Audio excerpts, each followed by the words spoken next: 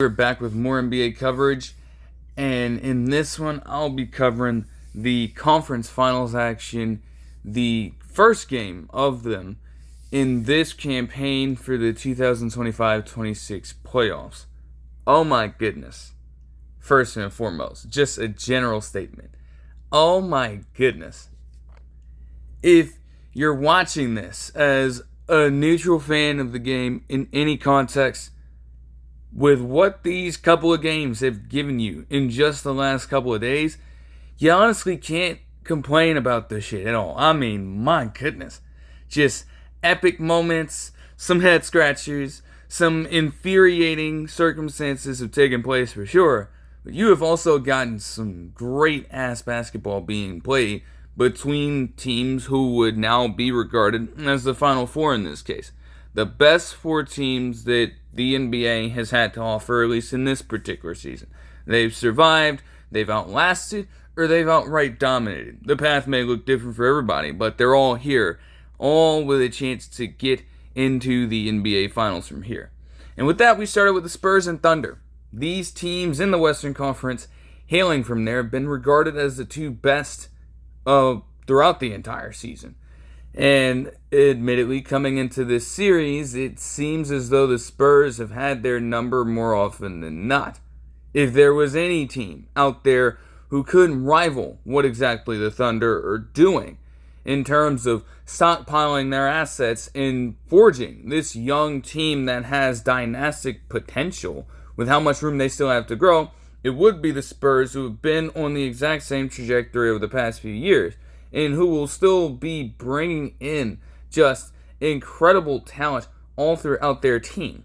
They're two of the deepest rosters in the NBA, facing off against each other as well. So as I was saying in the preview for it, there's a chance that some bench players could make an impact.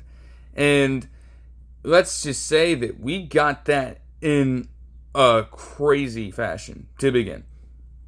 Now, the main thing for the Spurs entering this was actually that before the game took place, per Shams Charania, De'Aaron Fox would be out with a right ankle sprain. And so they started Dylan Harper in this game alongside Stephon Castle. That was going to be an interesting thing to navigate, considering how young they both are. Dylan Harper is still exactly 20 years old. And being in a scenario like this, against a Thunder team that loves to turn a team over and get out in transition for a huge load of their scoring, they were going to be careful about protecting the ball in this one. Typically they had been, but that point was going to be emphasized even further with this being the case now. In all fairness, it didn't look like that affected the Spurs in the earliest portion of the game, because they started this on a 12-3 run. And you had Stephon Castle pick up right where he left off. They would still dare him to shoot, and he still retained his aggressiveness in this game, going for 11 points in the first quarter once again. So the fact that Stephon Castle is doing this to back-to-back opponents in the Northwest Division of the Western Conference is just absolutely insane when you think about it. And to have that early, knowing the situation you're in with your lead guard, the man you traded for at the 2025 trade deadline, being out as a guy who can at least steady the pace for this team, having that aggression early from Stephon Castle would set the tone in ways. Now, it wasn't all perfect for them, because still, even with that early lead, turnovers were just very much an issue for them. And even after that run, even with them doing some things against the stars of that roster very well, they fail to account for the fact that Alex Caruso does have a high level of skill and talent on both sides of the basketball. As I'll have to reiterate, they were certainly double-teaming SGA and Jalen Williams, who also returned from injury himself, so that was good for the Thunder. It took them a while to get going. Jalen Williams, at the very least throughout this same run, was able to capitalize on some great steal opportunities and transition points himself to at least pile up some points. But it was mainly Alex Caruso in this first quarter who set the stage for everything else that this Thunder team would have to do. Because when your star players, as young as they are, don't have it going, they're going to be looking to that second unit for a bit of a spark. And with the way that things were being played, other players had to hit their shots. They were dared to shoot them. And so you have to make a defense who's going to overcommit like that pay over and over and over again. And it felt like at every critical moment in this game for the Thunder, Alex Caruso was delivering on both sides of the basketball. He was making shots at an extremely efficient clip, and he was also doing all the little things so well on defense, sliding his feet, jumping passing lanes, you name it. He was tattooing his own imprint on this damn game. And that helped the Thunder to stave off this early run for a time, with him going off for 10 first quarter points as well, and just giving you a good display of basketball between two of the toughest teams in the entire league with a 27-all score at the end of the first quarter. In the second quarter would see a little more of the same thing. As I noted at this time, you're not expecting these teams to shoot that well from three. In terms of percentage, neither team did.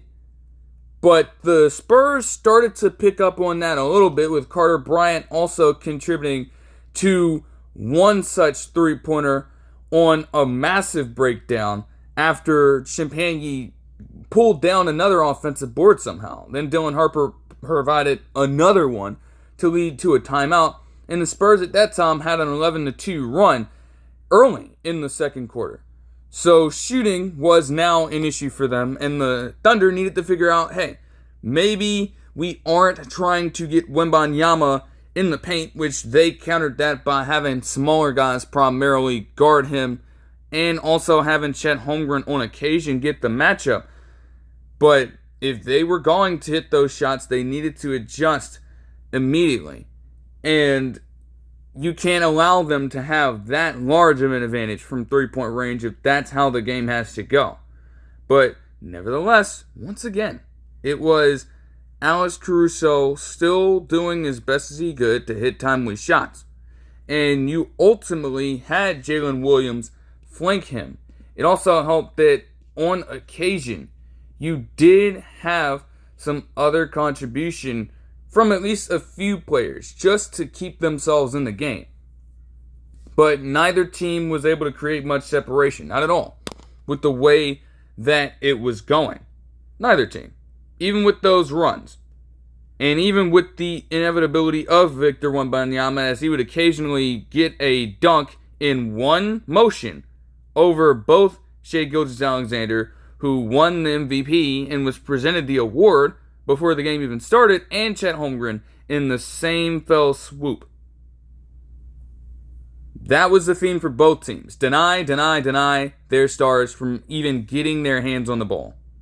They were doing as much as possible to block and obstruct Wembanyama's vision before he could even set into the post. And that did force a lot of those jump shots early for San Antonio. Now, it was lucky for them to hit them at the time. Still, they were more than content with that rather than having the 7'5" lad just completely go to town on them each and every single possession. Same thing for the Spurs. Shai Gilgeous-Alexander was really ineffective in this one. And it wasn't even just him.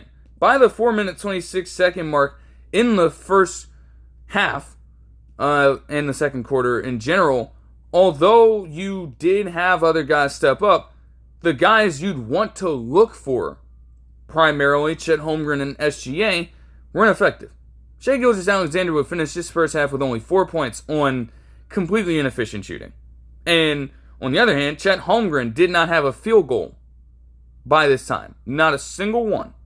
Now, he did make the 2 free throws to get on the board for the first time in the game, but they were completely limiting what he was able to do. And they were going to need more from that, bar none. They had to have it in order to create a bit of imbalance here. Because even with all that being said, these teams are so neck and neck with each other that this is still a 7-point ball game despite the Thunder being held to 17 points in the second quarter. This would still be a 51-44 game at halftime. So you knew it was only a matter of time before you were able to experience something truly special. My goodness, man. Like, this stuff is crazy. Dylan Harper, we gotta discuss it. Because he'd start off the third quarter fairly well, just getting into his spots and doing what he does best as a slasher. Then the entire game, there were multiple possessions at this time where he is literally just switching off of a player and working the pass for a steal in the corner. That happened like 3 separate times in this game.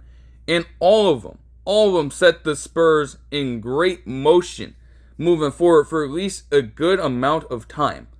So to be that young, doing that in a playoff setting is absolutely exceptional work on his part. And I'll have to, again, get into that even further because he does deserve credit for that. Still, even with that play, they were still very prone to mistakes. And things did get discombobulated for a lot of time. Castle as well is in that same ilk, but even he was forced into a backcourt violation with Cason Wallace trying his absolute hardest to rip the ball away from him. And that was on the part of a 6-0 run from the Thunder to take back the lead at 58-57 at this time in the third quarter.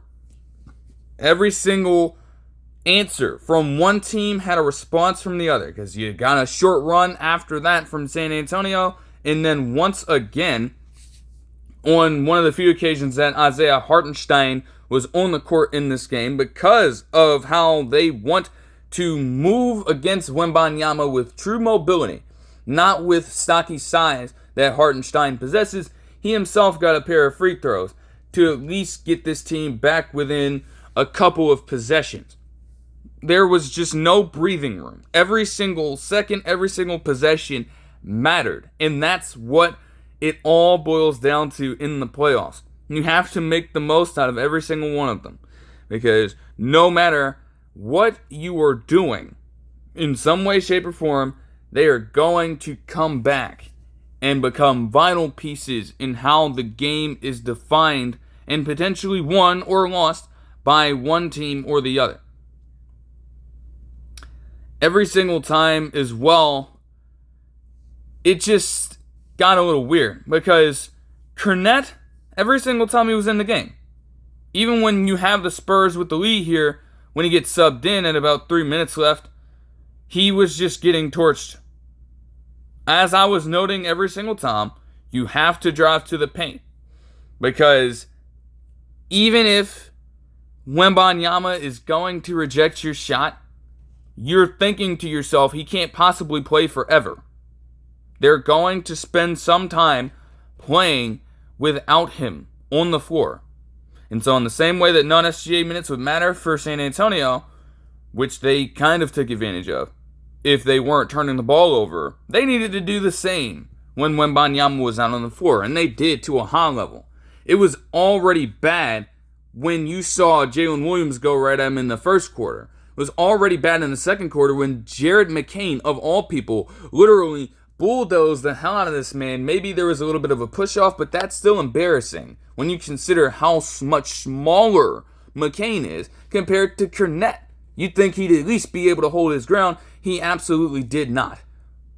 And got pushed all the way back to the floor like that. That's embarrassing. And it continued to the point where the second that they saw that Jalen Williams got pressure on the rim and put up a dunk on his end off a flawless feed from Hartenstein, they subbed his ass right back out. So they were asking Wembanyama to play a substantial amount of minutes in this one. And honestly, to my thinking, even as Wembanyama continued to dominate down low towards this ending of the third quarter by drawing contact and forcing that pressure, while simultaneously opening up looks for guys like Devin Vassell, who would end off the quarter with a three-pointer of his own after another timely one from Alex Caruso. They were trying to overwork him a little bit. I was thinking that could be used to the Thunder's advantage. Because as great of a force as Wembanyama is, ever since he missed all that time with injury, they'd been holding him on minutes restriction. They mentioned how the 40 minutes he'd most recently logged in a game were the most he's played in. So they have not really been as aggressive as they would need to in these situations, right? You're beating the hell out of these teams. You're trying to keep Wembanyama healthy, so you're not going to run him for all that time. And now, in one of the biggest games of the season, you're asking him to play that much. Like, I literally never seen throughout any of the Spurs games this season Wembanyama start both the second and the fourth quarters. I'd never seen it. And yet they ran him for virtually the whole time because Kornet was that bad. It's like just revealing to see the man on the sideline trying to coach up Luke Kornet and get him right, and he still cannot provide them with good defense in that moment. So that was tough. And if you're going to tire him out like that, if you're going to keep drawing him out of the paint and making him work for those kinds of possessions and, be punished for roaming around the floor like he does, then that could certainly help the Thunder in this case. And while all that is good, they'd still need that effort to step up from SGA, with him having 6 third quarter points. Now, the fourth quarter is where all the stars arise.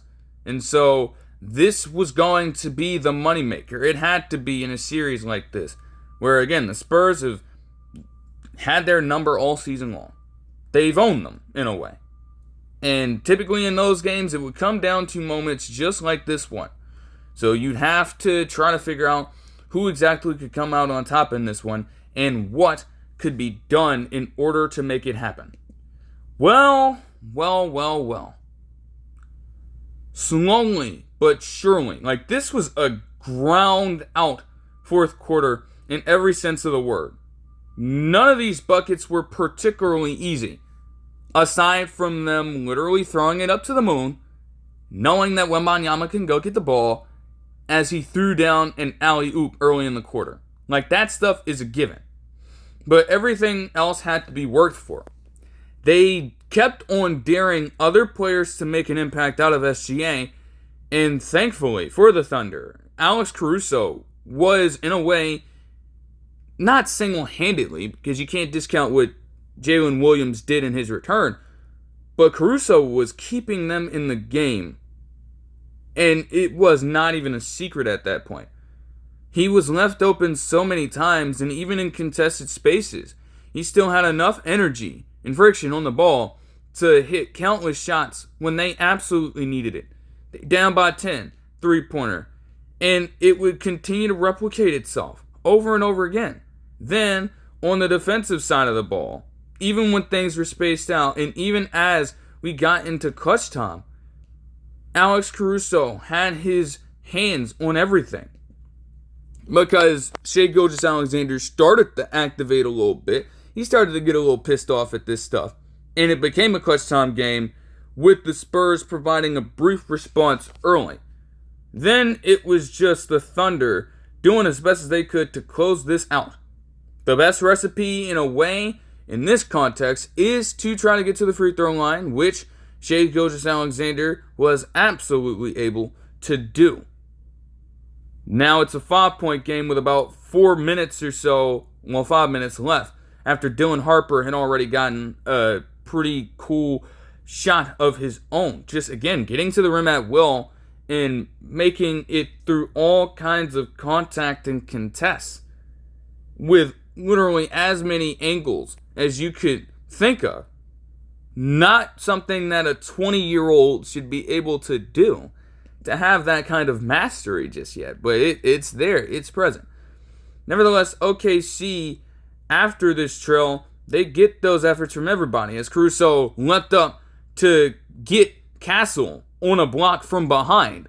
Literally when it looked as though this was going to be a free shot for Castle off the glass, which is what he typically likes to do. Then you just saw it continue. This entire Thunder team was motivated after a while. And you had the entire defense, again, doing what they do best. Playing out there for each other. Not letting anything slip past them. As Holmgren was able to hunker down and get a block on Victor Wembanyama. That instantly led to Alex Caruso getting out, running the floor, and getting a contested layup once again. And the Spurs at this point, they were just cold shooting in general. So again, those timely three-point shots, even if the efficiency was not there, they were starting to eat away at the San Antonio team. And it felt like they were in desperate need of at least a May shot in order to stay alive, which they got from none other than Devin Vassell to increase the lead to 4 rather. The thing is, you cannot hold down this Thunder team forever. And whether you want to say that this foul was contested, Caruso and SGA, in just a matter of a few seconds, brought this team back from down 4 to up by 1, taking the lead for one of the first few times in this game. Again, neither team was really getting out in front of the other. And the second the Spurs started pulling away, the Thunder were able to reel themselves back in, keep themselves composed, and battle it out. And that's all you want to see right there. As important as that Devin Vassell 3 was, I'd argue that this one from Julian Champagnie was a little more important. Because the fact that this came on essentially a deep bailout in the corner, contested as hell, hand in the face, it did not matter. Champagnie was not fazed at all, and it gave them the lead back for a little bit. So now all the pressure is constantly shifting, and Jalen Williams luckily had the answer for him. We get yet another weird Stephon Castle turnover. Again, it was touch and go in terms of the guard play from these two players in Harper and Castle, but boy, did they put him through. And again, they were anticipating his passes very well. She also had situations where he is just spinning into trouble and losing the handle, allowing a defender to get back, take the ball, and do whatever they wanted with it. Then this possession ultimately summed up exactly what I'm saying. Because if it wasn't crazy enough to see something like that, Dylan Harper, for whatever reason, refused to give up the ball. And it got to a point where he was slipping and sliding all over the place. He literally stumbled on the floor with seconds remaining on the clock as the Spurs get this ball. And yet somehow, someway, as he's scrambling for it, as it's loose, Chet Holmgren fouls him as he gets it back with like a second on the shot clock. I did not understand why in the world Holmgren needed to foul right there. There was no reason to. It's a tied ball game at that point.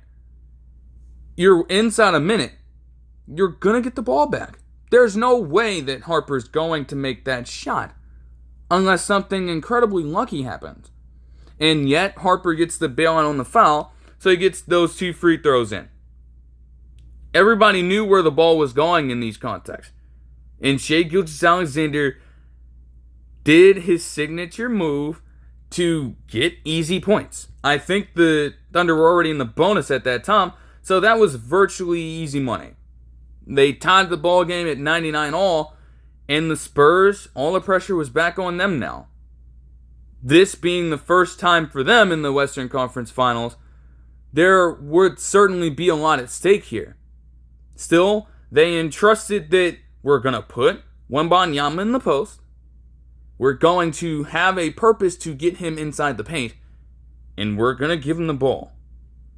And this motherfucker, in his first time in this situation, shot clock winding down, takes it up at the post, spins around, puts Jalen Williams in a blender, and lofts up a soft touch floater swirling around the rim to give them the 2-point lead with 11 seconds left.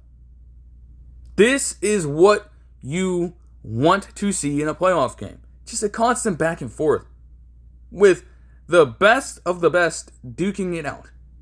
In the Thunder, they called a timeout right after it. They needed themselves one more punch to at least stay alive in the game or win it outright, to extend their winning streak to 9, which I think would break a record all time in terms of consecutive wins following an NBA Finals championship victory if they were able to make this shot. And ultimately, they settled for something simple. They drew Wembanyama out as he was guarding a player in the corner. And with a little bit of a diversion, if you will, Shai Gilgeous-Alexander, taking the ball off the left wing, was able to beat Stephon Castle in the foot race to the rim and ultimately get in the game-tying layup. It's just another clutch time moment from the clutch player of the year and now a 2-time MVP. You can't ask for anything more than that. If anything, you would say that the Spurs were smart in not fouling. And even Victor Wembanyama, they showed that he was hesitant to really commit to it. Because at that point, you're up by 2. You rotate over and try to contest that. Shai Gilgeous-Alexander can easily dish it back out to, I think it was Holmgren, for a 3-pointer. And you don't want to lose the game off that shit. So they kept themselves alive. They just settled for the inevitable. And the game was tied up from there. The Spurs still had one more chance with just 3 seconds left to get something up. And look who got their mitts in it again. Now, he was there for sure. But Cason Wallace is mainly credited with them as they inbound the ball to Wembanyama. He literally swoops down and swipes the ball away, distracting Wembanyama just enough to get out of his rhythm. Because best believe he was trying to get into the paint. That brief split second of a lapse in judgment and motion affected everything that would happen next as Wembanyama tried to get up a last-second shot and was rejected, of all people, by Chet Holmgren. Oh, I knew the moment that shit happened, he was seething at that. The way that he despises Holmgren to an absolute maximum. But for Holmgren, in a game where he really struggled overall, to see that happen to a guy who has started all this bullshit with you had to be a little bit of a relief. And it saved the game in regulation for this team. So that is very important to outline here. And with that, we go into damn overtime. First night of the conference finals action. And you're already getting an overtime game. That shit is crazy. Insane. And it'd get even crazier. It'd get even fucking crazier. Oh my gosh. With all that, you'd be trying to get everyone to cool down in these moments, settle in, and play it possession by possession in overtime with a shortened amount of clock to work with. Did Stephon Castle really care about that?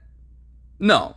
He had a rough night in terms of efficiency, but he still left catching a motherfucking body on SGA to start out overtime.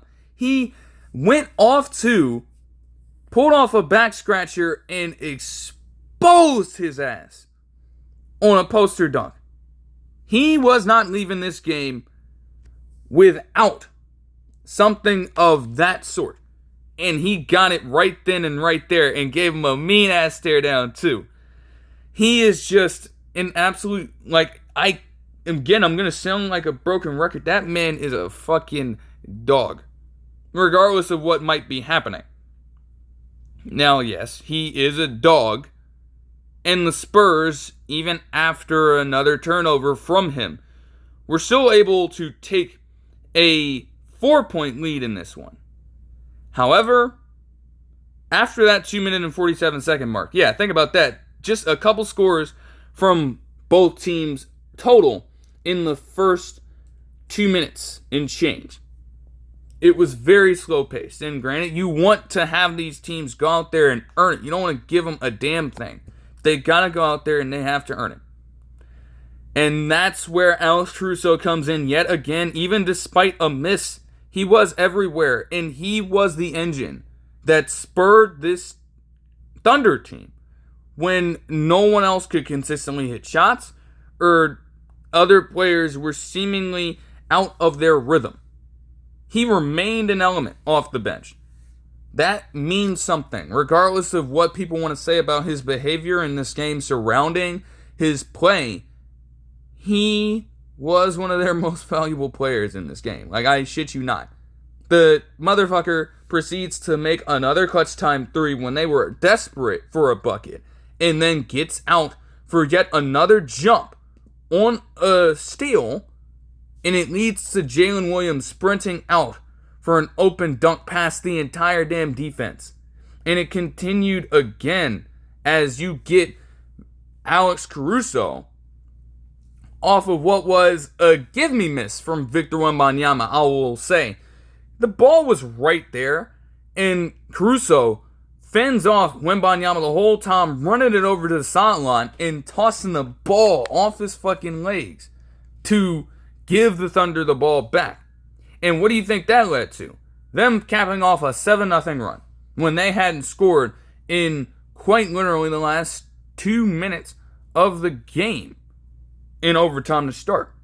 They now had themselves a 3-point lead with 57 seconds left. Oh, it was on. And man, the Thunder in home crowd were all on cloud 9 for that time being. They had themselves a grand opportunity right in front of them to get their revenge against this team and start off this Western Conference Finals the right way. And it looked even more compelling as you had Julian Champagnie, again, mostly automatic, missing this shot. They had the ball back and they settled down for a second, recognizing the situation, allowing it to trickle down a lot before making their move. Unfortunately for Jalen Williams, it did not go so high. I mean, he was certainly trying to get in the dagger here, but it banked so rough off the glass. And in a similar way to another ill-fated play all those years ago in that same stadium, in that same direction, because they were making parallels to it. The same way the bank shot bounced off for Jalen Williams is the same way that Russell Westbrook missed that same shot in overtime. And you can only imagine what it led to next. Because we were all there to see Stephen Curry do that shit from deep and win that game in overtime for the Warriors in 2016. Here in 2026, you get the parallel to that from a fucking 7'5" human being in Victor Wembanyama. Do you know how much gall you have to have in that situation to get the rebound and have it pushed up to you? And you just see Wembanyama pull it up from the logo and bang! Bang! I'm losing my mind. I'm like, what the hell, Wembanyama? Oh my gosh. That Spurs team had to have themselves a bucket. And when they couldn't buy a 3, that's when Wembanyama decides to make his first 3 of the night. Insanity. You heard a pin drop in that arena. Cason Wallace was like, and again, you can't blame, like, all you can do, you are hoping and praying this man misses. You are not expecting that man to make that shit. The craziness. Oh my goodness. It just added even more chaos to a game that had already reached those highs.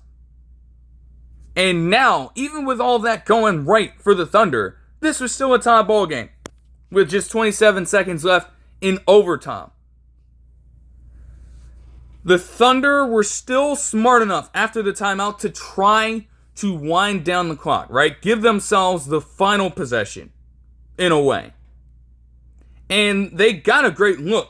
They collapsed completely on Shai Gilgeous-Alexander, and he drove in the paint on this next possession, kicking it all the way out on the right wing to Jalen Williams, but he missed it in a brutal fashion.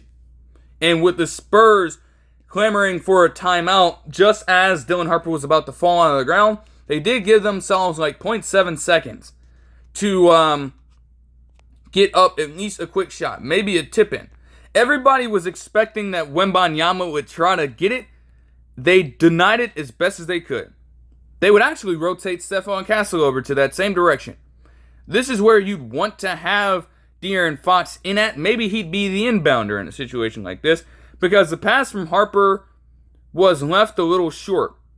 I don't know if Castle got as high up as he wanted to, but the pass was just below his hands. And it's like there isn't much you can do with that. Also, it gave Alex Caruso, yet again being on the receiving end of this, enough space to contest it and make Castle uncomfortable.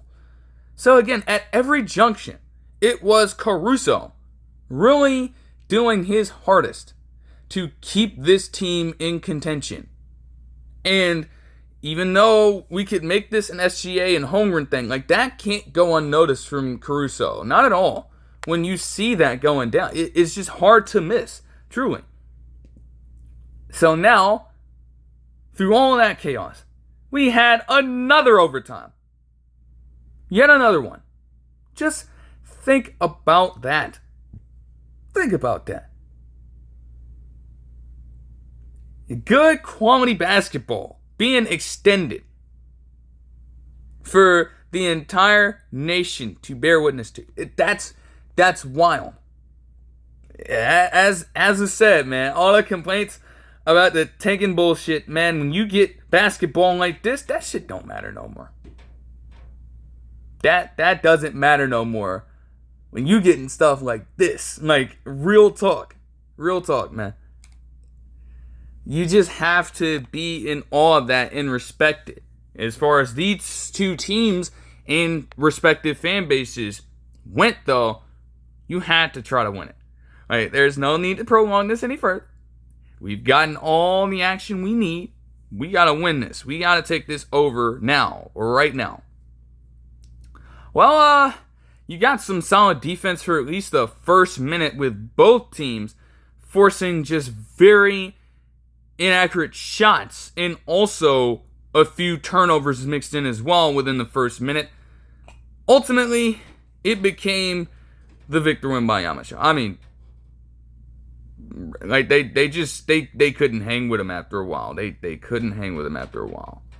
They started off on a pretty good run to open the quarter, even with Cason Wallace making this three-pointer. But when the game slowed down, even when this was within one, it did not matter.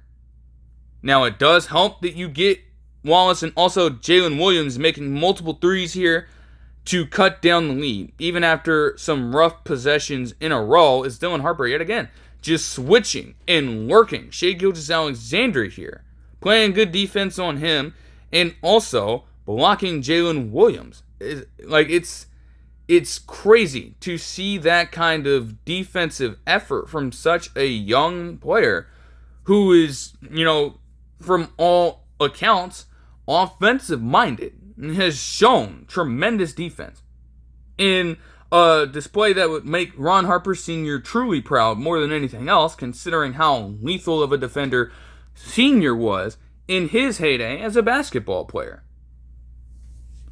You see all that, and then you got to go deal with Victor Wembanyama on the other end. It's tough. It's tough, man. Like, the way in which they, again, were bullish. They were very clear about how much they wanted to get him into the paint. And once that happened, even with them trying to play faster, trying to take the legs from under him with smaller defenders, it did not matter. He wasn't phased. He was just getting his way. And ultimately, with a late contest on another small player, spinning right past them, Wembanyama jammed it right over Chet Holmgren to go back up 3 and draw the foul. Karma. He's been waiting for a moment exactly like that. And it had worked in a way. I just saw something that said that Chet Holmgren, when he was a primary defender, held Wembanyama to 3 of 9 from the field. In a way, like, that is good. The thing is, they couldn't do it all the time. And in a situation like that, you'd want to trust him enough to line him up against him. Clearly that hadn't been proven throughout the game. And clearly in a moment like that, you're kind of having second thoughts about engaging in that kind of scheme. The Thunder still had their chances. But after a while, even Alex Caruso kind of slowed down a little bit.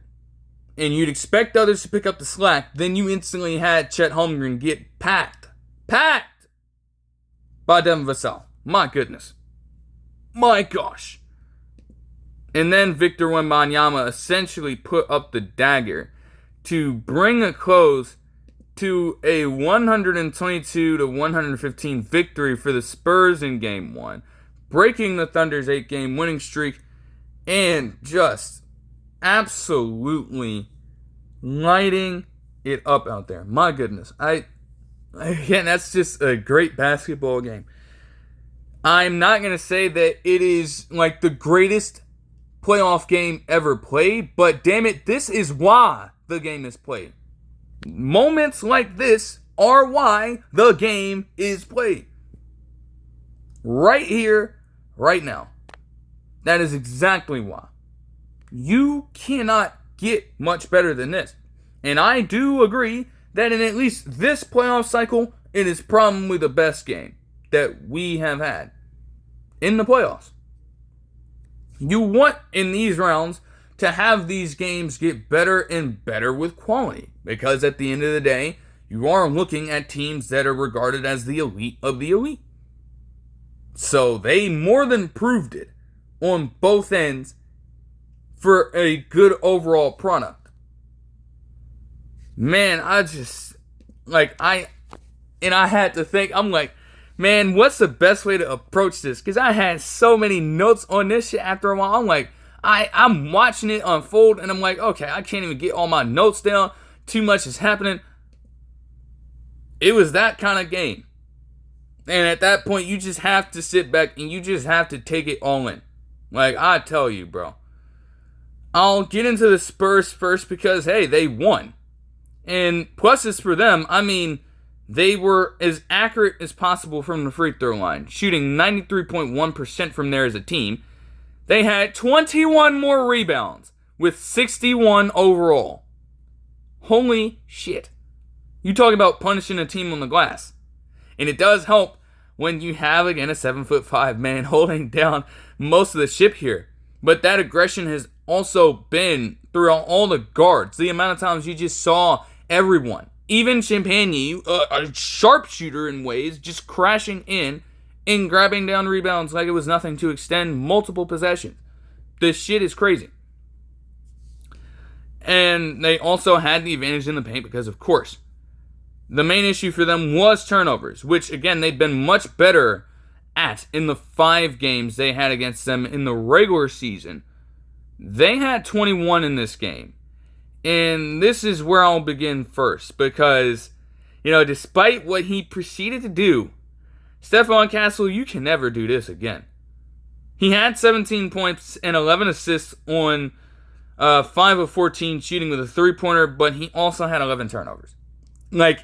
Again, the reckless play that people have been saying he has as a ball handler, it reared its ugly head in this game on too many times to count.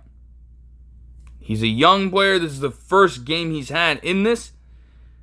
I'm sure, though, that heading into the next game, they will want to prevent this from becoming a theme with him or any other person handling the ball. Because it's too risky. It's too risky. They won this, but in these moments, it is about getting better. And I'll elaborate on that point later, after getting past the team-wide aspect. I know that this, compared to what Wembanyama did, is not going to get as much praise, but it needs to be said. Dylan Harper became the first rookie since Magic Johnson with 2010 5-5 in a conference finals game, or in a playoff game in general, since like the 1980s. The very first one. That man also set a record, I think, all time in a playoff game for the Spurs with 7 steals and 24 points with 11 rebounds and 6 assists. That is the textbook definition of playing to the best of your ability even when the shot isn't falling. And that's something that a lot of older players, Julius Randle, and a player who we'll mention soon, have been failing to do for years. Dylan Harper shot 8 of 20 from the field in this game. It's not like the shot was falling at a completely high level. He also shot 1 of 7 from 3. But boy, was he still getting to the rim at will and making impact plays all over the floor when they absolutely needed them. That matters in a game like this, where your will going to double overtime and having players play as much as 45 to 50 fucking minutes, like Devin Vassell did. It is going to test your will. It is going to drain your energy. And you have to be able to dig deep as a player to still play within structure and provide as much help to your team as possible. And Harper did that to a fucking T. And he deserves as much credit for that as possible. So again, it might not be talked about that much. And maybe, in fairness, that is the case. That is the byproduct of what Wembanyama proceeded to do. 41 points and 24 rebounds, along with 3 assists and 3 blocks for the man in this game on 14 of 25 shooting. It is the first 40 plus 20 point rebound game in the playoffs since Shaq did it in 2001. And it is also, he also became the second Spur to do it since David Robinson. Jeez. Also, he became the youngest to achieve a 40-20 game in the playoffs.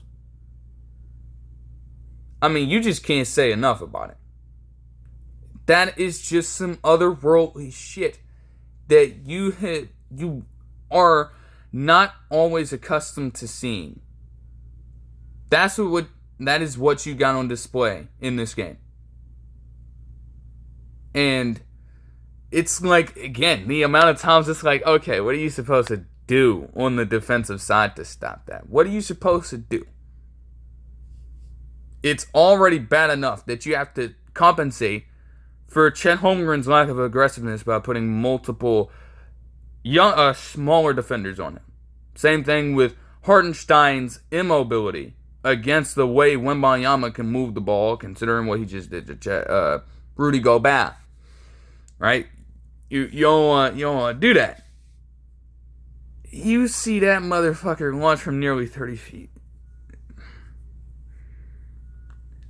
Again, throw your fucking clipboard up in the air.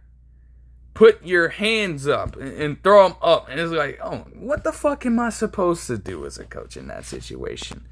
You have to credit Dano for trying, but man, there is just no answer for it, quite frankly. What can you do? They shot 30.2% from the three-point line in this game as well. Definitely subpar, but it did enough for them to get the victory here.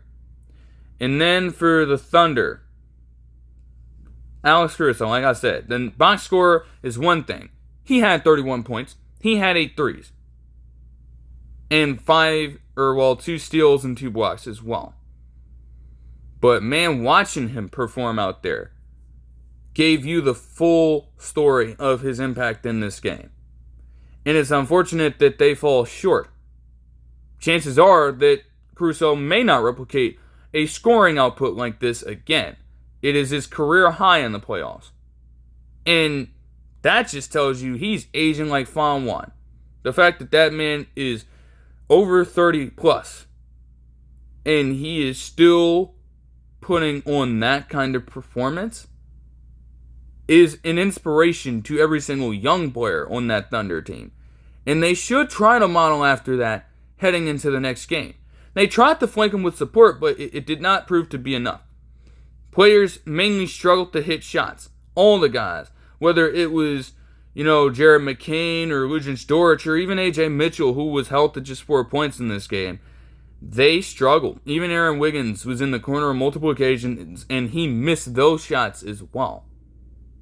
They did shoot better from the three-point line, but when they went cold, it was just an awful display. And they really did not have many answers outside of Caruso in that regard. So they'll want to improve on that in the next game. Jalen Williams, for his credit, in a return, had 26 points on 11 of 25 shooting with 7 rebounds and 3 assists. So that's very solid for him, being the secondary option. And that, with Fox being out of this game, kind of evened things up for the Thunder in that respect. You knew that, hey, if they were going to deny SGA, you could at least trust that Caruso was doing this. And also, Jalen Williams was as steady as ever. So that is not a bad game by him at all, especially coming off of missing all that action for the last couple series now. The thing is, man, for one, Shai Gilgeous-Alexander, on an MVP night, did have 24 points, 12 assists, and 5 steals, but shot 7 of 23 from the floor. You love to see that he improved as the game went on, because he did have, I believe, his other 20 points in the fourth quarter in both overtimes. So having your star rise to that occasion is always going to be a deciding factor in ways. And they do trust that Shai Gilgeous-Alexander can pull that off. It's just, you have to see him be a lot more efficient throughout each and every quarter of this game. Because the second that slips, that's just going to give the Spurs even more of a chance. And you don't want to do that. And then Chet Holmgren. They were saying it on the broadcast before the game even started. Yes, Wembanyama might very well be on another tier as a player. Holmgren needed to at least contribute something similar, or contribute a reasonable amount of offense to compete. And this man in this game put up 8 points and 8 rebounds. Now again, the 2 blocks matter. He did save it in regulation and send it to overtime with that block. But it's a test, it is revealing that they, again, could not put Holmgren on him all the time, knowing that that is a direct matchup against the 2 tallest players on both teams. They couldn't even worry about doing it. And to be iced out of the game like that, he took just 7 shots in this game, wasn't even efficient with those, was very hesitant to score in the paint. He did not make a single shot inside the paint in this game. And it's just that is wild. Why is it that Alex Caruso can start off the game by literally taking it to Victor Wembanyama and twisting him around for a bucket in the lane, and you as the tallest player on the team cannot show that aggression and try to drive inside to force some pressure on Wembanyama? That is the main thing For me, that is like, that's going to have to change. You have to make this somewhat evened up. You cannot give Wembanyama that much leeway. You can't. You just can't. So, again, from the Team 1 aspect, that's all I have to say there. But for the overall look, boy, and I guess I have to reiterate that also, when moving into the other game, these teams are going to have to either, again, figure out ways to bounce back and win the next game, or take away the things that they did right and do it again and string it together for another game and another game and another game. This was the first double overtime game in the playoffs in 5 years since the Game 5 on June 1st, 2021 between the Trailblazers and the Nuggets, where Damian Lillard had that 55-point, 10-assist game, and the Trailblazers still lost 147-140 in double overtime. This was definitely not that caliber of offensive output. But still, in these contexts, which rarely happen, how do you respond truly matters. You can let a loss like that define you. You can let a win like that define you.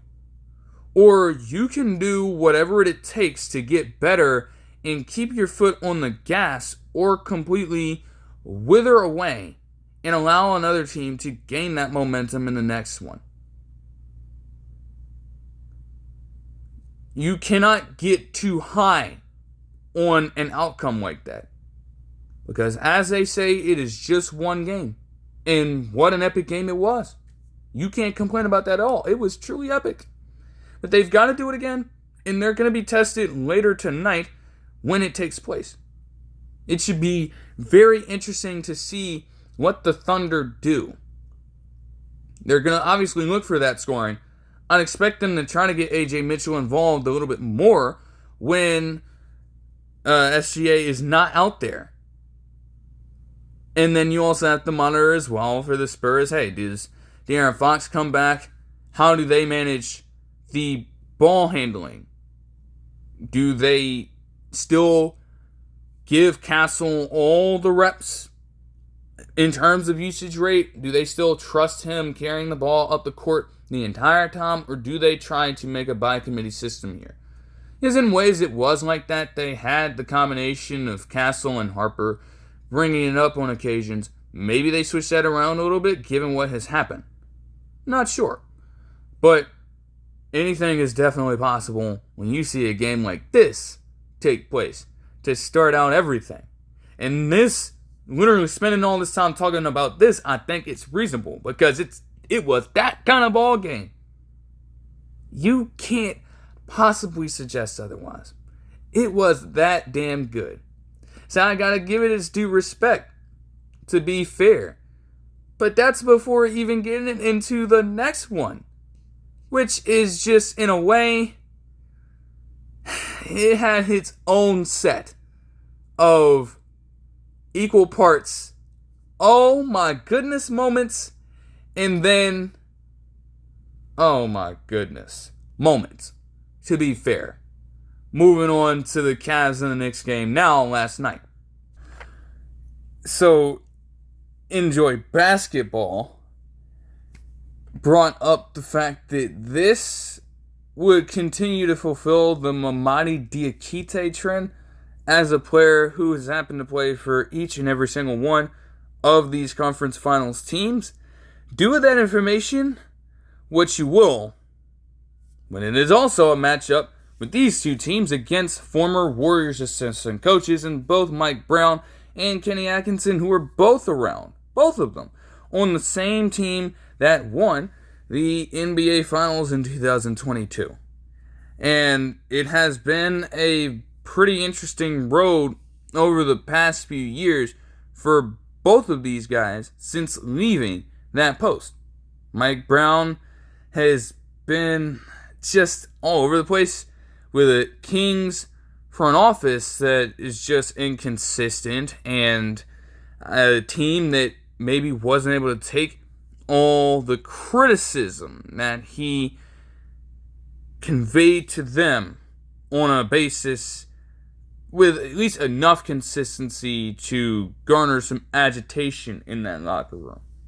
For Atkinson as well, he'd been with the Cavs for all this time, and man, he's found nothing but success over the past couple of years. So this would be an interesting collision course of sorts between two of the shakier teams in the NBA this season. I mean, both of these teams, when they are at their best, they are obviously a spectacle to watch. Between those moments when those shots are not falling, when those turnovers start to rain in, and when those defenses get out of sorts, they are as anemic as any. And so it was about trying to stave that off for as long as possible. Whoever played the cleaner game for more time was more than likely going to win this. Now, my naive ass said that the Cavs were going to get the shit beaten out of them. For a time, that looked as though that was going to happen. At least just a little bit. And you felt it from the first few possessions of the game that something could go incredibly wrong with that notion. Because early on, they already set the tone in suggesting that, hey, we see that they have found their success now with Cat operating from the post on the very first possession. They play such good off-ball defense the second that he takes the ball up and catches it. And his back is just to the basket the whole time. He's waiting for a handoff. He's waiting for somebody else to get open. And nobody can. Because they are strafing everything. They are playing every single passing lane. And they are switching in all the right ways. As ultimately, OG Anunoby has to throw up a prayer. And it doesn't go in. And that continued for a few possessions in the row, with the Cavs starting off with a 10-4 run as a result of that primarily. Of course, you had a few players trying to get themselves going early, namely Donovan Mitchell, getting a stretch of 7 points early in the same time span, trying to continue some positive momentum in what is his first conference finals game ever as a player, while being the player who has had the most total points before making his debut in this round. He was wasting absolutely no time trying to just generate as much offense as possible. And that can help after a while, especially when you're complementing that with great defense on the other end, something that you'd rarely seen from the Cavs coming into this entire series. And it continued for a while with offense stalling out over the next few minutes before Jalen Brunson finally was able to break out of a contain and get open on the board. They just, once again, even when things are going good, turnovers led to more damage. Credit to them for controlling the glass. But, dude, they just started to give them away. And after a while, it just got ridiculous. Like, it got crazy to the point where even Mitchell Robinson was able to get all the way out on the perimeter and draw a steal that instantly led to a Mikal Bridges layup. Ironically enough, on James Harden. Foreshadowing as they were starting to work themselves back into the ballgame, and ultimately took a late lead. Because ending off the first quarter, even with this still being ground out, and even with the Cavs putting up 16 points of their own, which doesn't sound all that appealing, the Knicks themselves, with Mikal Bridges also just providing them with some great two-way play, Aside from the turnovers, both teams were starting to get sloppy with that. By the way, towards the tail end of this quarter, the Knicks went on a 19-6 run to close it. So it was looking a bit drastic early, but hey, they were putting themselves in a great spot to right the ship fairly instantly. Now again, it is about retaining that for an entire game. But so far, so good for the Knicks, I would suppose. You had them just continue to keep it at least as close as possible.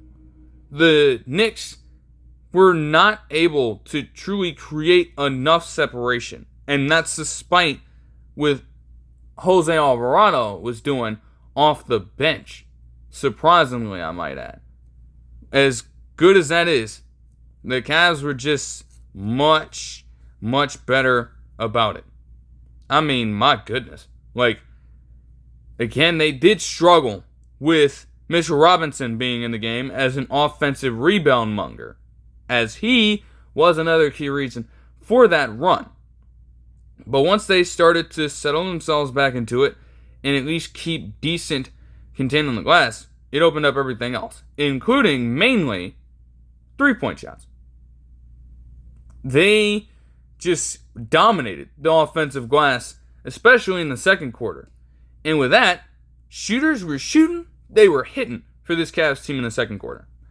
Both teams, again, were still very much struggling to hit them, especially the Knicks. Meanwhile, for the Cavs, they turned it right around in the second half and second quarter, I should say, and went something along the lines of 6 of 7 from 3 in the second quarter. And it just continued to pour on. They still had their own work to do, but having that kind of shooting stretch showed a little promise in regards to how they could continue to manage throughout this game. Now, even with all that being said, it was still Brunson ball, and they may not have had much of an answer for that. They started daring everyone else to shoot, though. And aside from OG Anunoby having to throw up a wild three-pointer and still make it, the Cavs themselves had a very strong close to the second half. And that's first half, rather. And again, that's after what was their lowest scoring first quarter all season long. They needed to change that. Now, again, it didn't even look that way.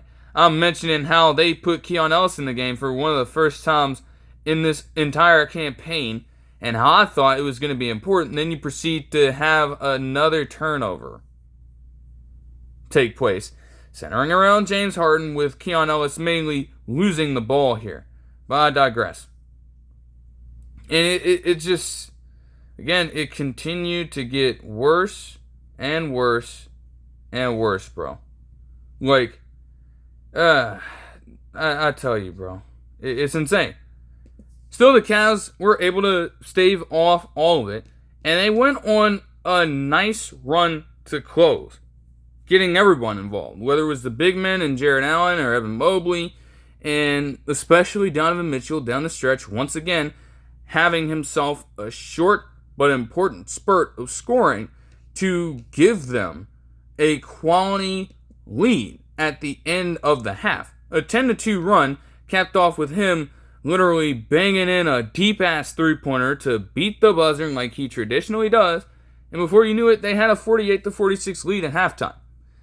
So again, a bit of trouble for the Knicks in allowing them to score 32 points in the second quarter, but this was still very much anyone's game, as long as they were consistent enough to make this count as much as possible. That was just, again, everything.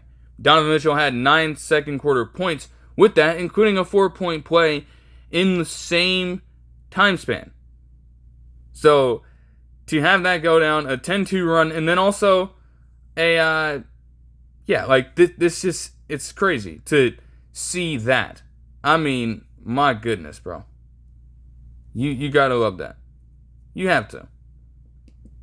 So, now it was just about continuing to shoot the lights out if you were Cleveland. And for the Knicks, they were 4 of 23 from the three-point line at halftime.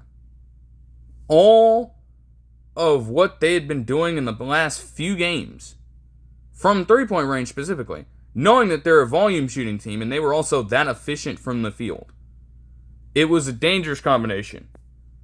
And it was something that was truly putting the Knicks on potential championship watch.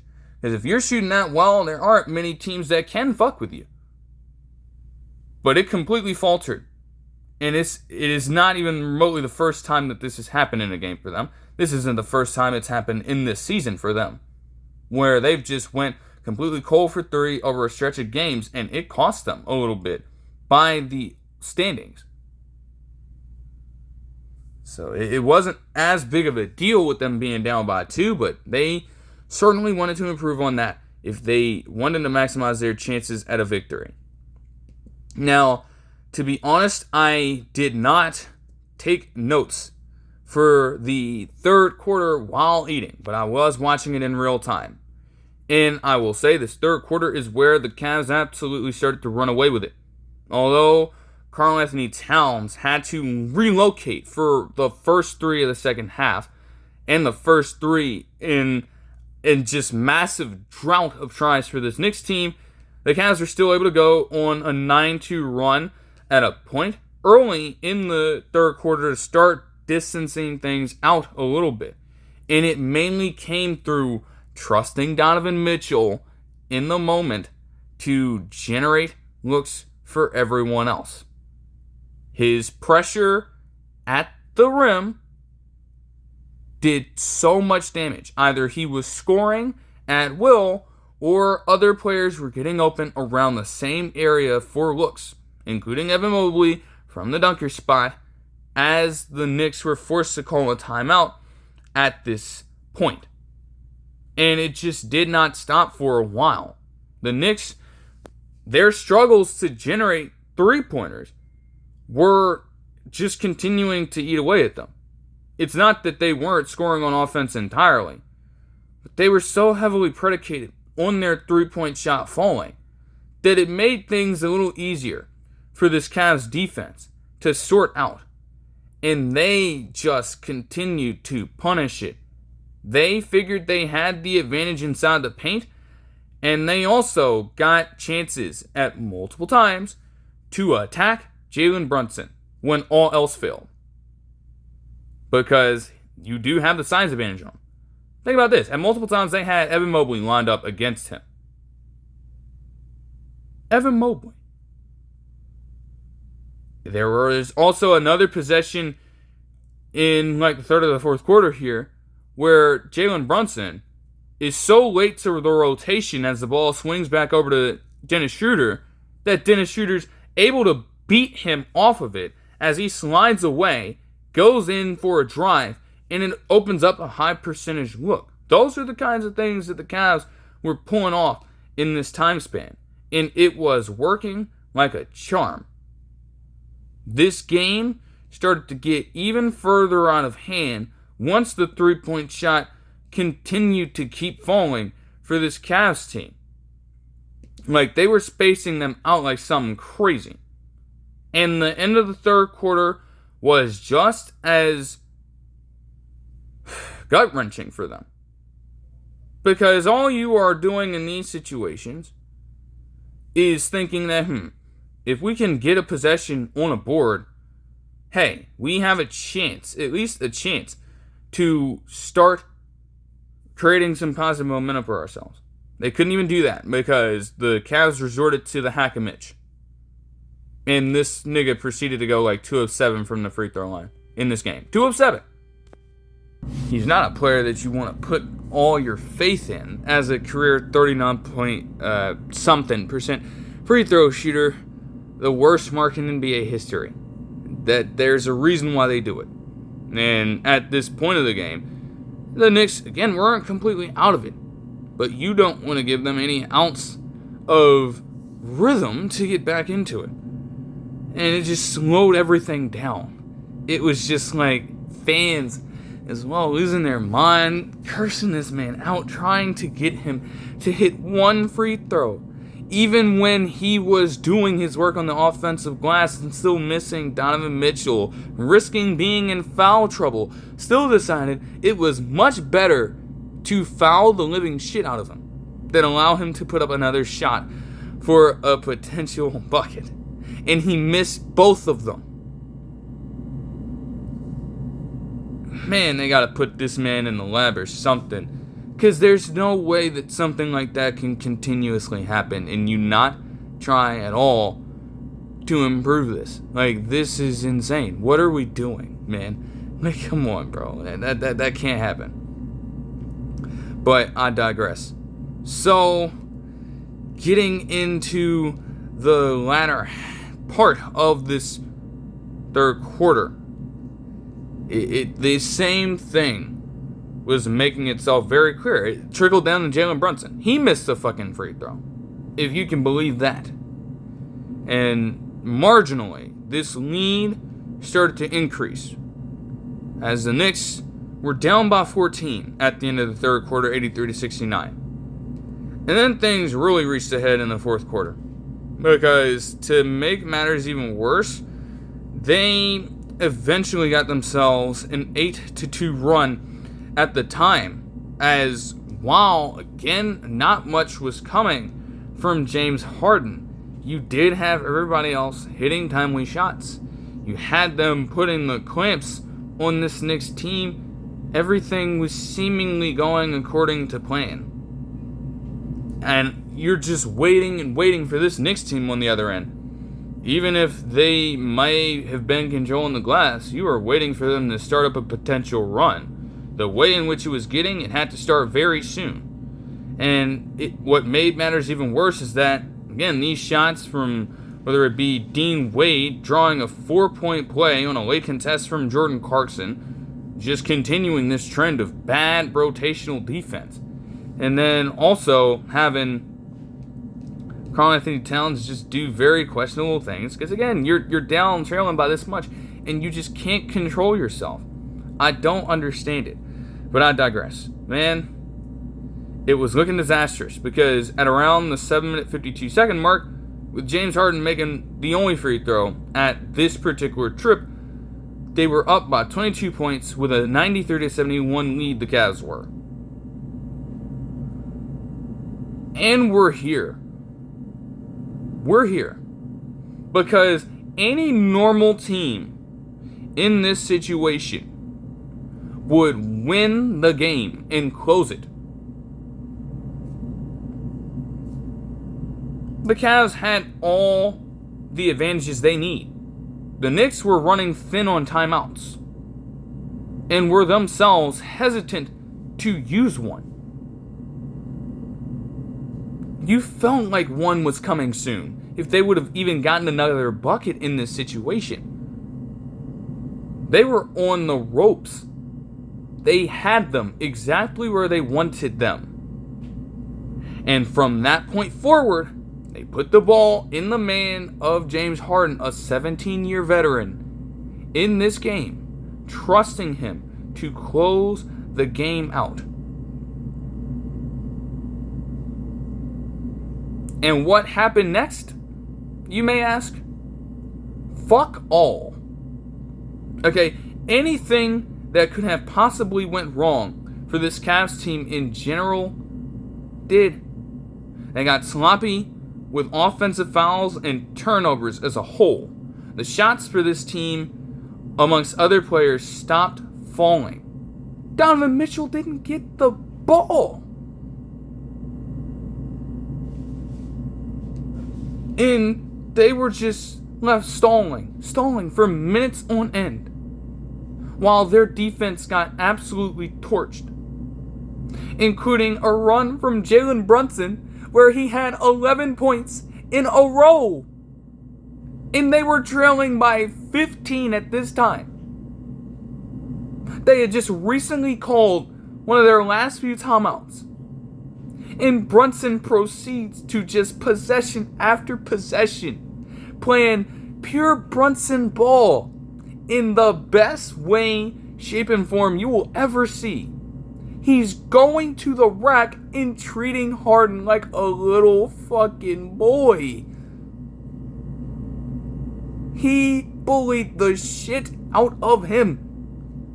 Driving straight to the glass, hitting shots off of it, walking him down, pulling up for 3-point shots, just going right around the rim flawlessly. Before you could even blink, this team had cut a 22-point lead at the 7-minute 52-second mark to fucking 5 points in just a matter of over 4 minutes. And the run was 18-1. 18-1. With just pure BTA from one individual to another. That is just wild, man. That's crazy. And it's just tiring this Cleveland team out. I was shocked to see that they were up by this much. But it is clear that they were playing with as much energy as they possibly could after dealing with a Game 7 just a few days ago.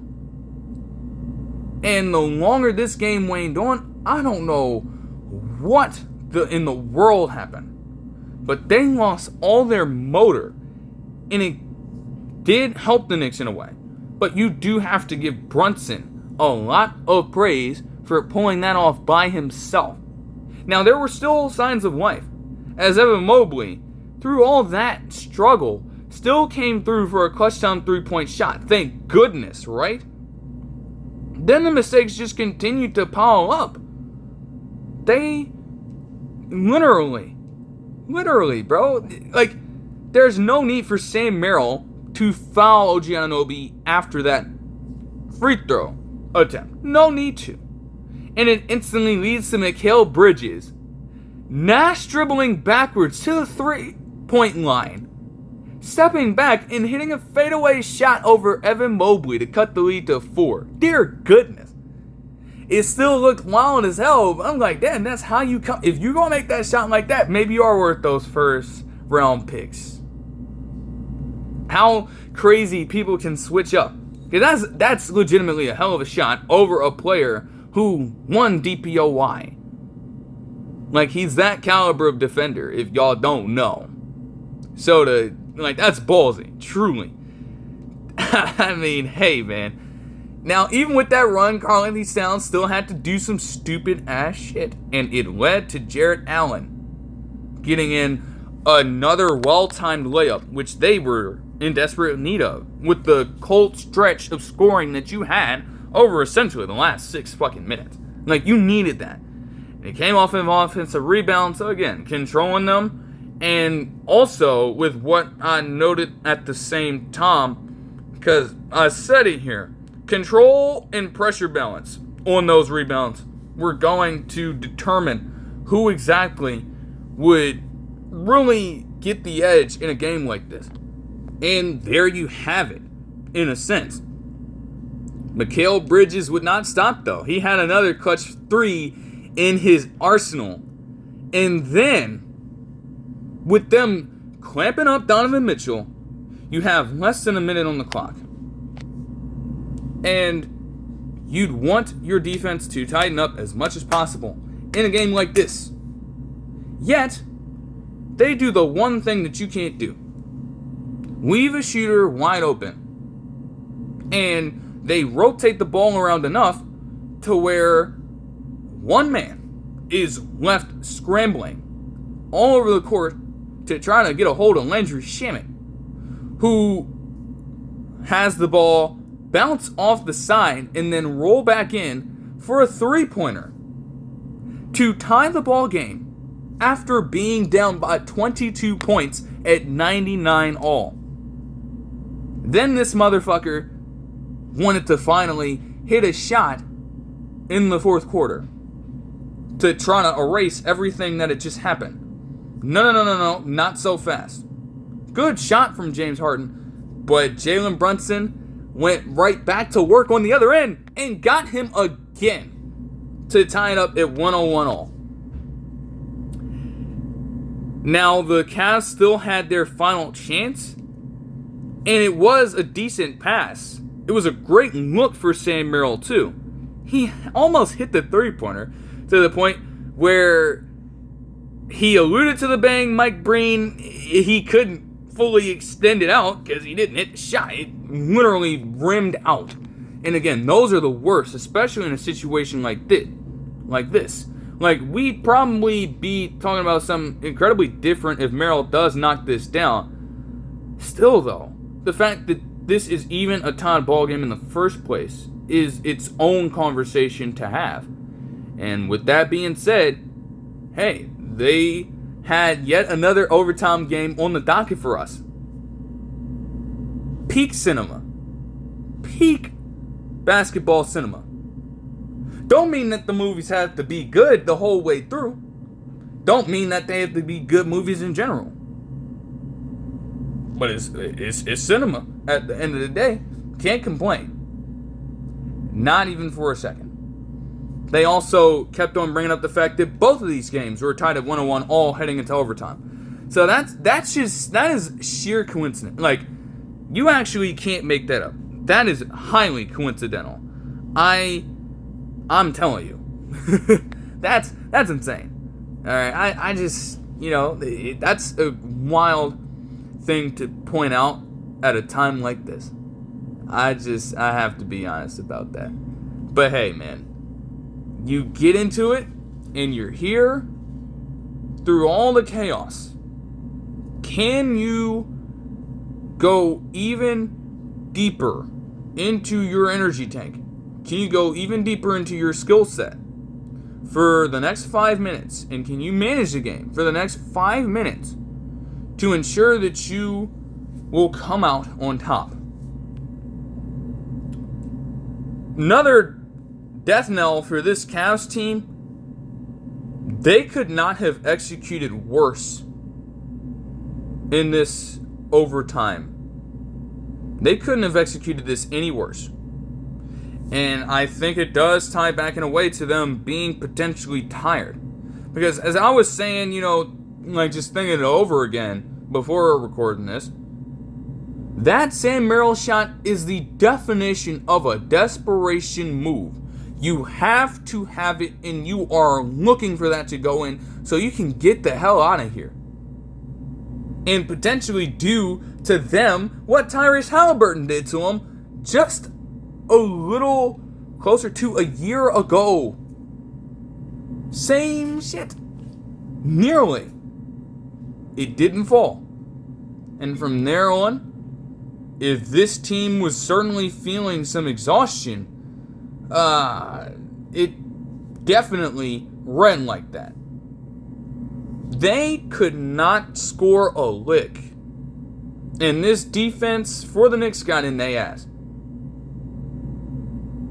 They got in their ass. They did not log their first point until Max Strus hit a three-pointer when they were already down by 9 at that time. Because everything started to click for the Knicks. They were far more aggressive. Jalen Brunson continued to spur the offense in every way, shape, and form. No, literally. When I say that this man did so, he contributed to the majority of the points, whether he was scoring or assisting on them, in this overtime period. And the lead just started to balloon up in the Knicks' favor. Not to a crazy level, but enough to create a reasonable separation between these two teams. And with the Cavs unable to do much of anything on their own end, after a while, that nature started to settle in a little bit. You literally could not end off this game even more fittingly for this Cavs team, and aside from some turnovers as well, because of course, still down by 7 at this point, and let's see, Max Strus getting stripped from behind, not even recognizing that Mikal Bridges is behind him, James Harden turning the ball over once again, and Donovan Mitchell still unable to really hit a shot in this time frame. Everything that could have gone wrong for Cleveland did. And they had it even with them being tired and exhausted, it's like I'm not going to use that as an excuse. You had a 22-point lead. You had a 22-point lead. Do whatever you have to do, even if you give your guys a little bit of rest, even if you sit down and play some bench guys in the situation and lose the lead, that would be worth it to put them back into the game with a little bit more energy to close out the game the right way. And that does not happen. The Knicks, a valiant effort from them. Valiant effort from them. And with that, they would win 115 to 104. Goodness gracious. And I guess it just makes much more sense for me to be fair about it and focus on the Knicks, even with some very relevant things to talk about in this matchup. But the Knicks, above all else, Jalen Brunson, above all else, deserve their fair share of credit for doing what they did, and it shouldn't be overshadowed by anything else. Do you know how much resilience you have to have as a team to stare down a lead like that? Something that is not typical for a playoff team to even come back from in situations like that. And I mean it. They have multiple graphics of this kind.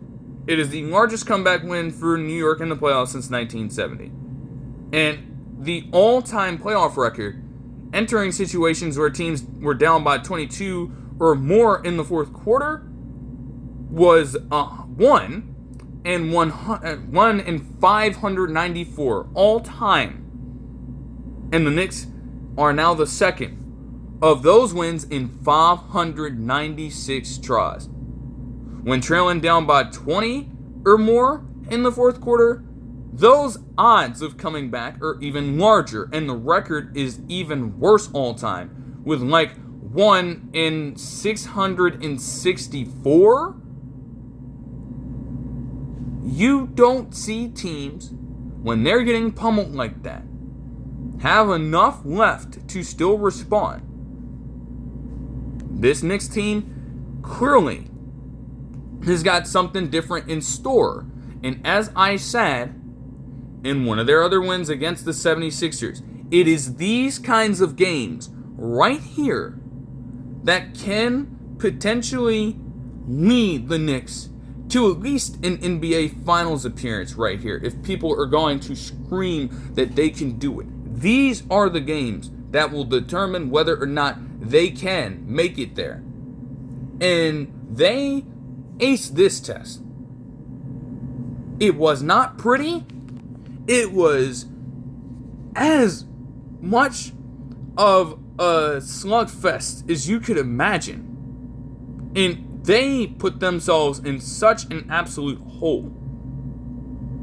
But when they are that synchronous with each other, when they are in that kind of harmony as a team, again, there are few who can do the same thing on the other end and live to tell the tale. And the Knicks put that on absolute display. They were sloppy with the ball in their hands, but they did have 8 more points off of turnovers. They had dominated in the paint. 60 points scored there compared to just 22 for the compared to just 38 rather for the Cavs. And their shooting late picked up when it needed to. You compare their splits from at least the first 3 or so quarters up to that 7-minute 52-second mark of the fourth quarter, and then everything after, they needed every single one of those buckets, and time and again, those players came through again, whether it was Mikal Bridges, whether it was Jalen Brunson, especially Jalen Brunson, even Landry Shamet coming off the bench, in place of Miles McBride, trying to do the exact same thing. Like, they were mentioning him to be the X Factor. He had 5 fouls in 17 minutes and did not score. So they bring in Shamet to give them some production, and he did that when they needed to. Even if, he'll only have 9 points in this game, made all 3 of his three-pointers. Got in, gave them what he needed to, and pieced the hell out. It wasn't even the greatest game for OG Anunoby either, and they still pulled it out. Jalen Brunson in this game had 38 points, 6 assists, and 3 steals on 15 of 29 shooting. Just getting every single shot he could in the paint and making these players pay in the post over and over and over again. Mikal Bridges had 18 points and 5 rebounds on 7 of 11 shooting. OG Anunoby had 13 points on 2 of 9 shooting. Again, in return for him and 5 boards as well. Karl-Anthony Towns had 13 points and 5 assists along with 13 rebounds on 6 of 14 shooting. Though with him, they'll want to clean up the turnovers. He had 7 and broke his streak of games with at least 6 or more assists. So a lot of those silly ones did give Cleveland the recipe to create that large lead they initially had. Once they cleaned that up, they were all set. And this Knicks team, again, staring down a barrel, they went on a combined 44-11 run between that 7-minute 52-second mark of the fourth quarter and the overtime period. 44-11. 30-8 rather, in the fourth, and 14-3 in overtime.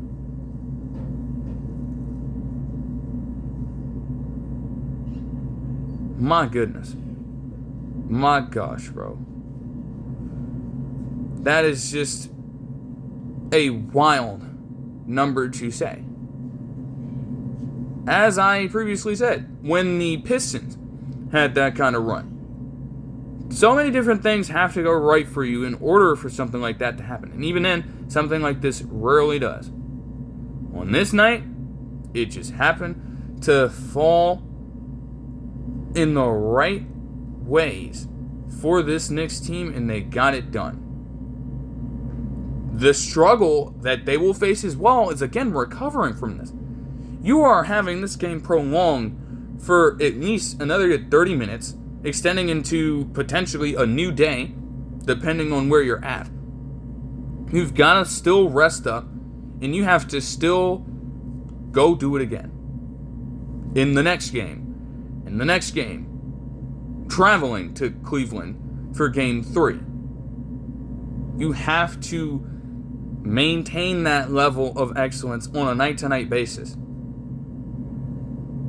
And the Knicks, again, were still able to pull this one out, not even really playing their most efficient game of basketball. So that could be a positive to take away for the Knicks. But if they don't clean up some of their stuff, they could very well be on the losing end in the next one. And oh yeah, Cleveland, hey, I'm going to say this, and I'm going to say this right now before I get into the number aspect of this. Because, again, I had to think it over a little bit, especially with the way I'm like, James Harden, you son of a bitch. The main thing that I will say before I even get to that, because, again, I had to think it over. I'm like, I don't want to scapegoat people like that. It was too hard to ignore. But as I said as well, there are so many different things that go into it. So many different things. And as I've been mentioning throughout this time, throughout that entire run, these players were not hitting their shots. Donovan Mitchell was iced out of the offense. They combined went 1 of 10 from the floor from that time span onward. And in all of this, if they were truly exhausted, which chances are they probably were, Kenny Atkinson, with a higher advantage in timeouts, goes through that entire run from at least the 6-minute 41-second mark when the Knicks called theirs to that 5-point lead at 3:30. You don't call a single timeout. What the hell are you thinking about? What the fuck are you thinking about? There is absolutely no excuse for something like that to happen. There's no excuse. You have to be able to manage that better. In a game where it was poor in general with the way that they were aligned. Of course, Kenny Atkinson is not going to think, hey, this game will carry over to overtime. they're not going to carry over. Just use one. Give your players some rest. Bail them out. Let them sit down and recuperate for the next string of possessions. Instead, you just allow this run of epic proportions to pile up into such an insurmountable one that they virtually had no chance of staving it off any longer once it already got going. You gave them all the fuel they needed and you just lit the fucking fire for them. Hey, have it. Have the game. We're going to serve it right up to you. Don't you worry about it. There's no way that Kenny Atkinson can get away with that. And then he mentions he likes to hold on to his timeouts. That strategy doesn't work here. You're facing off against one of the most clutch players in the entire sport in Jalen Brunson. And you allow him to go on that 11-point personal run in that same time span, and you don't say time. Let's figure out a different way to attack Jalen Brunson as a defender. Let's figure out how we can generate productive enough offense to stave it off and at least create responses every time he does score, instead of just stalling for the next 6 minutes, pretty much. Like, there is no excuse for that at all. And so, walking away from this one, like, Kenny Atkinson does definitely deserve a share of the blame here. It is difficult to just put it on one person because it is a team-wide thing and it is a coaching issue as well. You can't possibly put your team through that and getting them more tired out and expecting them to play at a high level when they absolutely need to. This is clutch time. This isn't little league shit. They need to be at a reasonable percentage of health and energy to keep up in these moments. And even if they aren't there, at least again show that you are willing to get them near that by calling for a timeout, allowing them to get just a little bit of rest. Also, too, and to this point, I'll make, sometimes you have got to make hard decisions as a coach.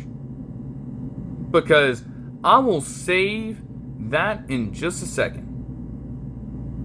When you see a player doing what James Harden did on that court yesterday, I don't care how long tenured he is, I don't care what his superstar status is, you have got to do what is best for the team. And if you see that he is an outright detriment to the team, take him out, bench him, play someone else. Now, yes, that leaves him at the risk of playing a lineup that he might have never tried in the regular season. Yes, that puts a lineup out there potentially of a player who hasn't gotten a lot of burn in the last few games of the playoffs, period. Understandable. You have to try something. Because sticking with the same tired routine of trying to let James Harden cook, even if you want to have the trust in him to do it, it did not fucking work. Not even remotely. And it cost them this game. And as different people have been saying by this point, like, I'm not going to be one of those guys to say that the series is completely over, because anything can happen until it truly is. And these teams aren't that far apart from each other in terms of skill level for me to even say anything like that. These are the ones you want to come out with a win in. And you lose this. Just an abject failure on that regard. And again, Atkinson owns a lot of that. Other players are mostly going to hold themselves accountable. And Mitchell himself was very blunt about it. Because those are not performances that you want to see from one of your superstar guys. But at the same time, James Harden, you are a 17-year veteran in this league. And so if the idea was to trust you, they cannot be blamed for trusting you. In this context, to at the very least, like, if you're not gonna score, at least be a great facilitator. And again, the same fucking story over and over again this entire postseason has been that he cannot. This is the 6th game where he has had more turnovers than field goals made. And this is the James Harden we're talking about. They traded for you at the trade deadline because they thought that you were going to provide them with an opportunity to get over the hump and get to the fucking finals. And in your first conference finals game in some years, you were one of these main reasons why they collapsed. Same thing for Atkinson as well. If you see Harden putting up that kind of basketball terrorist performance in offense, do give Donovan Mitchell the rock and let him cook in that situation. Take the ball out of Harden's hands because he doesn't have it. And then, even if that was going on, you'd still have the trouble of the fact that, oh my fucking goodness, like, yo, Harden. I just could not believe when I was watching yesterday. Like, this is the shit that James Harden did in his prime. What Jalen Brunson did to that man last night are the exact same things that Harden was doing to the weakest defenders in the NBA on a night-to-night basis in his prime. And he got the same treatment in the worst way. Like I said, a lot of those buckets for Jalen Brunson went right at Harden every time, licking his chops as a 6'1" man compared to Harden standing at 6'5". And he went to town on that man for the last 7 minutes of the fucking regulation period. And then overall, every single person that came in the vicinity of scoring on him during that 44-11 run got an easy look at the rim. Like, there was a different possession where you just get Karl-Anthony Towns barreling right into the paint, and Harden is supposed to at least switch, provide a contest. He doesn't even do that. He's just standing there, lost in the play, and Karl-Anthony Towns is there for free with no resistance on Harden's part.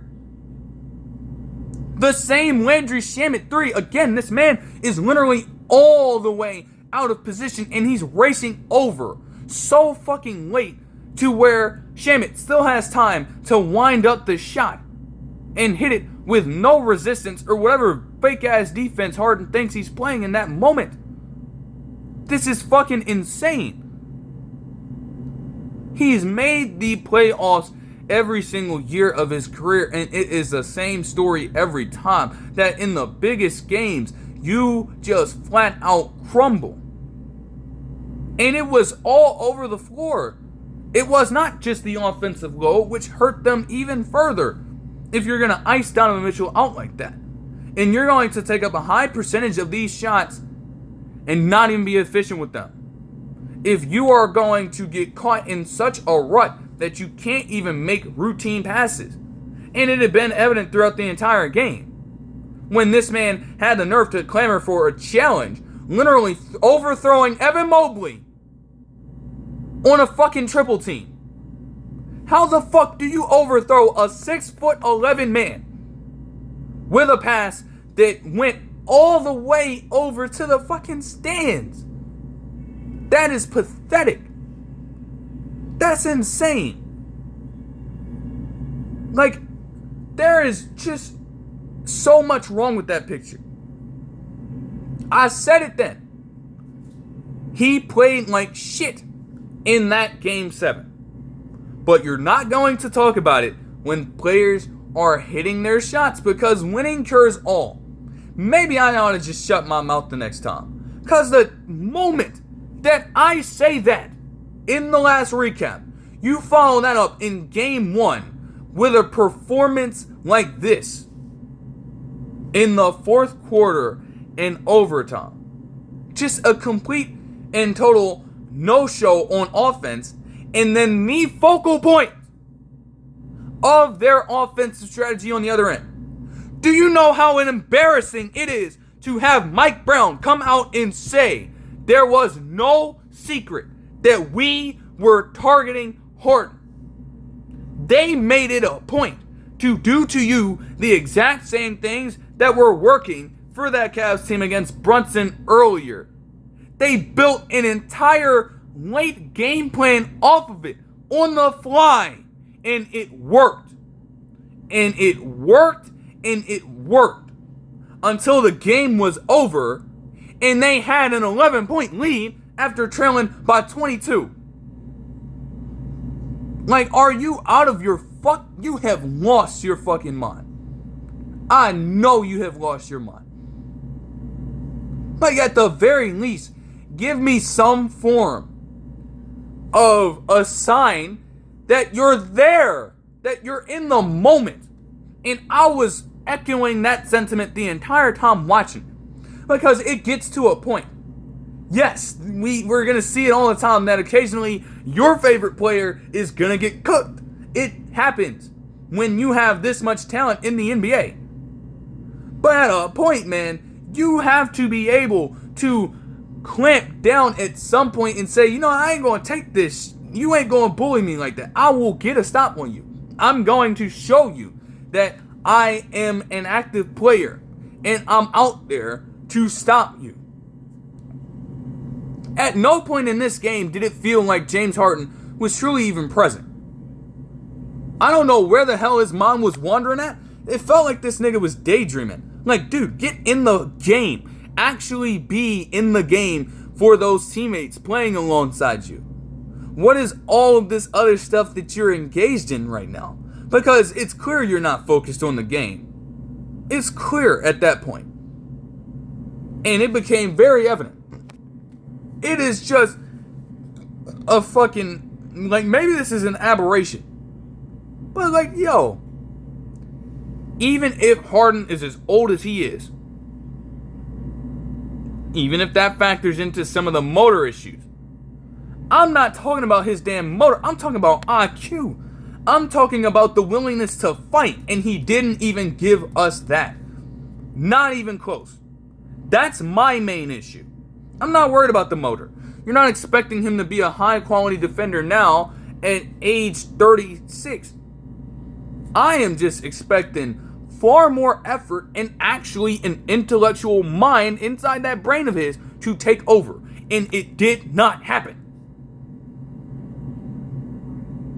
Instead, they cooked the shit out of this nigga. Cooked the shit out of this nigga the entire run. Like, I don't even have the player tracking stuff or access to that. I can tell you right now that at least 30 of those points, and that's excluding free throws and other scores, at least 30 of those points were generated with the Knicks going right at him or centering their passes, centering their sets primarily around going after him or forcing him into disadvantageous situations. At least 30 of them things. And that is a problem. That is an absolute problem. When your defense is in that kind of question to where they go on one of the most historic runs in a playoff setting in this specific situation in NBA history because of what you are not doing on the court.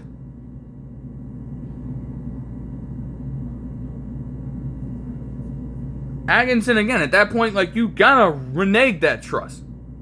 But that doesn't mean that Harden is absolved of the blame, because if you're out there, then damn it, be a impactful player. Don't give us that shit on the court. Don't do that. You can't possibly get away with something like that. Be easy to look at Atkinson and say that it was stupid to keep him out there. Well, don't give Atkinson a reason to even think for a second about benching you. You know exactly who you are. I am the system. Nigga, the system crash landed They gave you the keys to the offense and you crashed the fucking car, bro. There is no way out of this shit. This is for years now. I am not one of those people as well saying that, oh, this is the worst game that he's ever played. No, there have been worse from James Harden. And that in and of itself is, again, an entirely different conversation. But this is potentially one of the best chances, if not the final chance, for James Harden to really make a crack at an NBA Finals. Like, this is it in that sense. Because teams are only getting stronger from this point moving forward. And then what?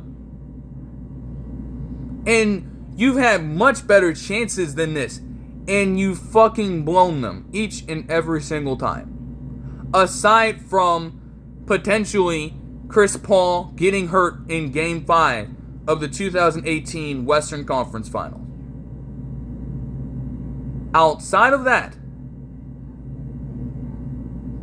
maybe. Everything else has been within your control. And it is always something each and every single time. As that fucking reporter said in that rant against Harden that he had. It is always something, and all the blame is always going to go to every other person on the team. Whether you go back to the 27 straight missed three-pointers, or the game that Josh Smith and Corey Brewer had against this Rockets team in Game 6 all those years ago. There is no, or well, not for him, I should say. They were both on the Rockets at the time, as he shrunk. Okay? All those years back. Over a decade ago. It is always somebody else being blamed for this. And Harden, as well, I'd have to watch it back again with what he said in the presser. You gotta take some accountability here. Again, it's only one game. But yo, if this becomes a pattern, like the Cavs are losing this shit. I'm gonna tell you right now. This cannot be repeated. Not again. Not from this team. Not from Kenny Atkinson. Dear goodness. And not from you, James Harden. Not from you. Step the fuck up. It is time to actually prove to people on a consistent basis exactly who you can be. After literally getting sought out through the entire fourth quarter, you then have the goal to step up and make that clutch time shot to make everyone seemingly forget what the fuck they just watched. And it did not help. You have to truly improve on that. Because there's no excuse for any of it. None whatsoever. I mean, like, damn. All across the board. To just get briefly into the numbers before capping this off. Like, this, like, bruh. Again, like, if I hadn't, like, stepped back and just said, you know, let me think this over a little bit. Rant could have been a little bit worse in regards to Harden. Because I'm like, bro, you are actually, like, mucking it up out there. And this shit has to stop. It has to. Genuinely. 15 points on 5 of 16 shooting. And 1 of 8 from the 3-point line with 6 turnovers. Where the hell do you possibly get off of doing that shit? Where? On any given night, you're the second most important player in the team. There is just no excuse for it. Not at all. And then having the ball in your hands like that, there were multiple situations where he is being forced into very late shots or 24-second violations because he could not move the ball anywhere. Not even at all on at least a couple possessions. He's just getting stuck at the top of the key, and you can't create any other offense outside of that. Man has the gall to then, in the fourth quarter, say, you know what, I'm going to settle for free throws if I'm not making shots, and I'm going to flop. No, you can't constantly rely on that bailout. Especially with things being given a little more leeway in terms of that physicality in this round of the playoffs. You need to use your pure basketball skill and IQ to win. People know that he has that. And it is just ridiculous to not see this over and over and over again. Like, when are you actually going to prove that to people? It is time. And it's been way past time. Like, genuinely.